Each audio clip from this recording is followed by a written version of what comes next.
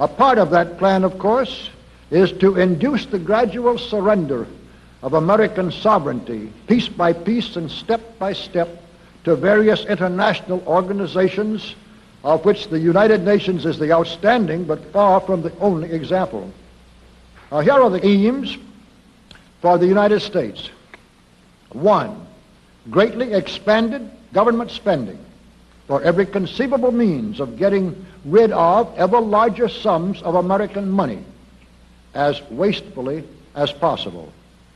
2, higher and then much higher taxes. 3, an increasingly unbalanced budget despite the higher taxes.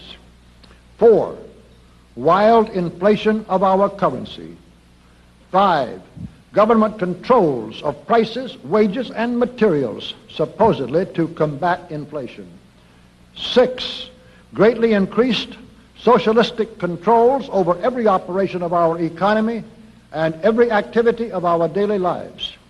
This is to be accompanied naturally and automatically by a correspondingly huge increase in the size of our bureaucracy and in both the cost and reach of our domestic government. 7, far more centralization of power in Washington and the practical elimination of our state lines. There is a many-faceted drive at work to have our state lines eventually mean no more within the nation than our county lines do now within the states. 8, the steady advance of federal aid to and control over our educational system, leading to complete federalization of our public education. 9, a constant hammering into the American consciousness of the horror of modern warfare, the beauties and the absolute necessity of peace. Peace always on communist terms, of course.